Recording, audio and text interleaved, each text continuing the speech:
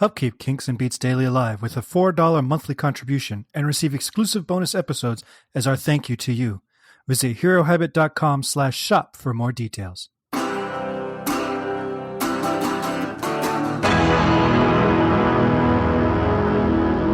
Hello. This is Tony Fry, your host, and this is Kinks and Beats Daily, your favorite podcast devoted to the music of the Kinks and the Beatles. All right. Today is episode 177. It's a lot of episodes we've done.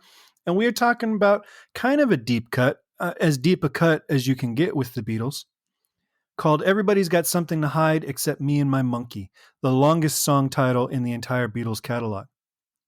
And it was released November 22nd, 1968 on the White Album. It's the fourth track of side 3. It's a double disc album.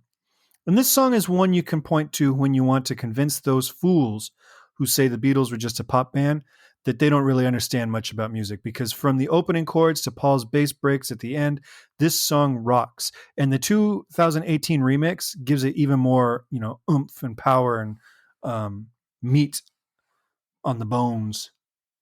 The lyrics are admittedly a bit redundant and unimaginative. But in this case, it works because Lennon's delivery of these vocals is one of his best rock performances with the band. And it's one of those tunes that's not really about the words. It's about the sound of the words and the sound of the overall recording. And in that respect, it serves its purpose. These words are not supposed to be deep, introspective lyrics.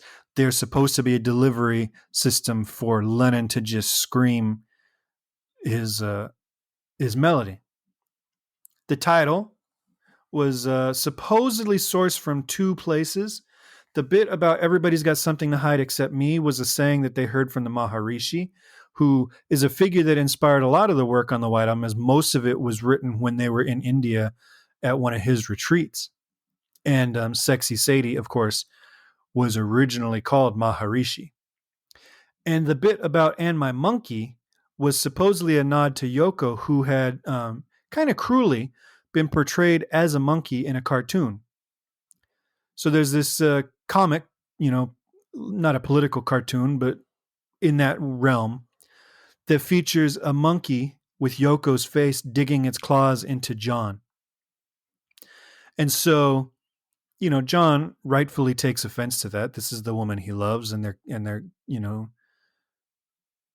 really harshly criticizing her. And so he adds that to this thing, and it's a funny line and all that kind of stuff. There seems, though, to be debate and conflicting interviews and reports as to whether that part is actually true. So I might be spreading a Beatles urban legend. Paul McCartney has stated that he thought the monkey was a nod to Lennon's heroin use. He was really the only one of the 4 to go that hard into drug use. The rest of them were smoking weed and doing LSD, where Lennon at this point in their career was experimenting with heroin, and that is a common slang. Monkey on my shoulder is like an old jazz term for heroin. So we may never know the true meaning behind the entire title, but, it is a cool, long title that's basically the entirety of the chorus as well. For me, this song is cool from the very first note because it starts in a very weird way. And this is going to be hard for me to explain because it's actually hard for me to understand. So it appears to begin with a halftime groove, right? So even though the tempo is going 1, 2, 3, 4, 1, 2, 3, 4, Ringo appears to be going 1, da, chicka, doom, chicka, da, chicka, doom, which is a halftime groove, but not actually in halftime. But then even that's not true, because usually with a halftime groove, you put the snare on 3. Right? So instead of going 1, 2, 3, 4, 1, 2, 3, 4, boom, boom, chak, boom, doom, doom, chak, right? You'd put it on 3, and it gives the illusion that every 2 bars is 1 bar. So you're going 1, 2, 3, 4, 1, 2, 3, 4, boom, boom, chonk, gong, gong, gong, chonk. So it feels like halftime, but it's not. It's still chugging along in regular 4. But the rhythm on this, Ringo's not putting that snare on 3. The rhythm guitar is playing on the upbeats of 1, 2, and 3. So he's going 1 and. All right. And you can hear that line repeat throughout the verse, which sounds much faster. And it's exactly the same rhythm at the perceived faster speed. So even though it feels like a halftime groove, the guitar is playing the same stuff that he would play at the regular time groove. But what further confuses the rhythm is Ringo's drumming. Is he's hitting the bass drum on 1, but his snare hit comes in on the and of 2. So he doesn't wait till 3. He hits it on the and of 2, which lines up with what John's playing on rhythm guitar. And then his next bass hit is on the and of 4. So you get 1, 2, 3, 4, and 1, 2, 3, 4. 1, 2, 3, 4, and 1, 2, 3, 4. All right. So and then you've got the snare on the end of 2. So you're going 1 and 2 and 3 and 4 and 1 and 2 and 3 and 4 and 1 and 2 and 3. So this is very strange. And then, like I said, you've got those upbeats on the ands of 1 and 2 and 3.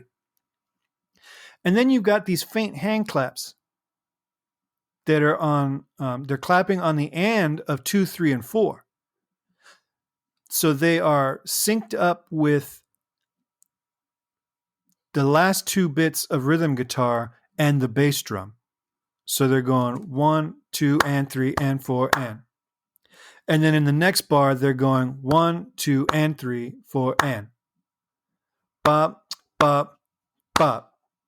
So it's not quite like a clave pattern, but it's similar to that, where you've got that bump, gunk, gunk, gunk, gunk. But instead of the bump, bump, bump, he's going bump, bump, bump. He's adding an extra half beat rest. And that's in the hand claps. So it's a rhythm that's very difficult to nail down. And even reading the official score of the song with the music right in front of me, I'm not sure it's correct, because you can't help but place the downbeats with the guitar part. But if you notice, it sounds as if you're listening, if you're tapping to where your internal metronome naturally wants to go, it sounds like there's a skip between the intro and when the song really starts. It sounds like the band is off, but they're not. It's actually perfectly placed. We're just interpreting that introduction wrong. And if you think, even reading the score, like I said, it's tough to figure out in your head where it all comes in. And before you email me that I'm way off, I'm looking at the published score of the official, published score of the Beatles. And I plugged it into music engraving software to get a computer perfect reproduction. And if you play what I just said as perfectly as a computer, it'll sound just like the Beatles. So this bit that sounds so loose and almost wrong, and like they just slapped it together accidentally, actually needs to be played with such precision to get it to lay correctly.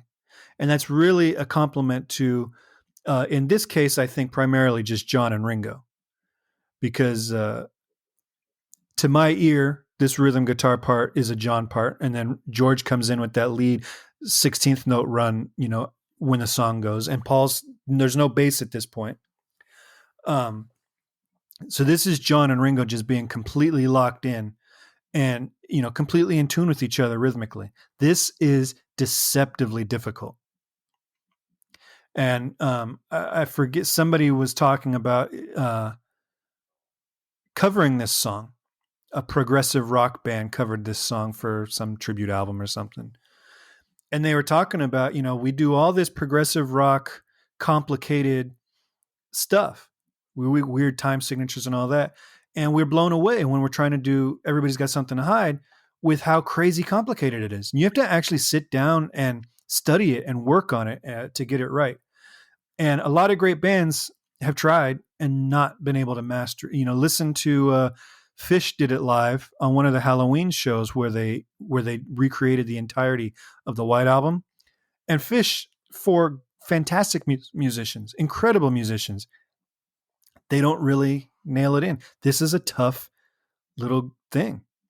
The band did hours of rehearsing and jamming to find the arrangement on June 26, 1968, and would begin proper recording with 6 takes the following night. And the track clocked in at 3 minutes and 7 seconds during these sessions, but was mixed down and sped up on the mix down, which took the running time to 2:29. And then it would get sped up a little bit more, where it finally settled at 2 minutes and 24 seconds. So they shaved over 30 seconds of this song off by speeding up the tape.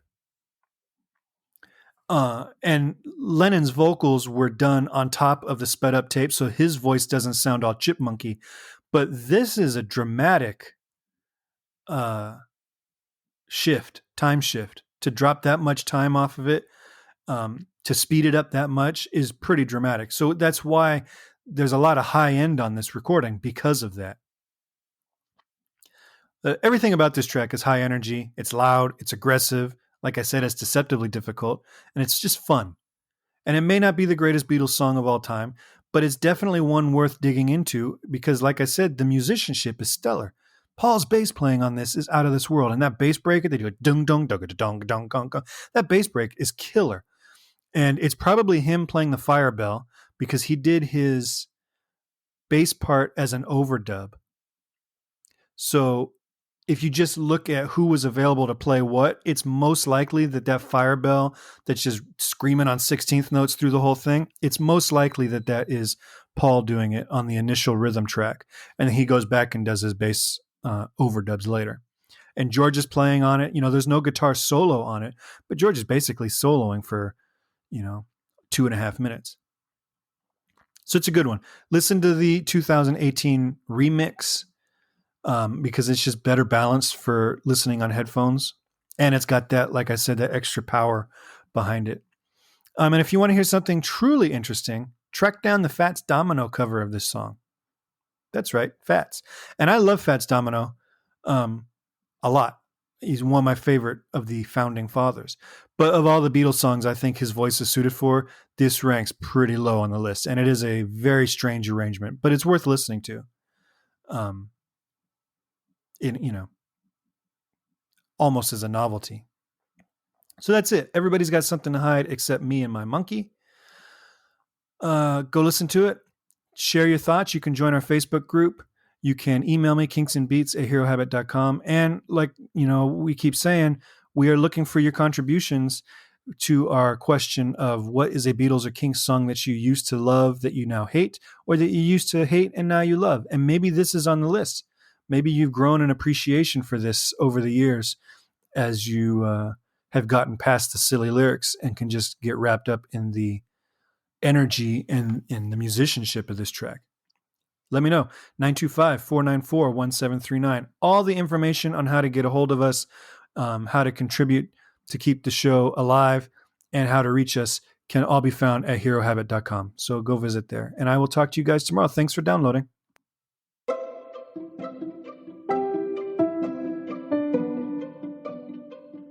This podcast is presented by the Hero Habit Podcast Network. Swing by herohabit.com today to comment on this episode and poke around our growing database of sports and pop culture news, reviews, and collectibles. herohabit.com. Collect your heroes.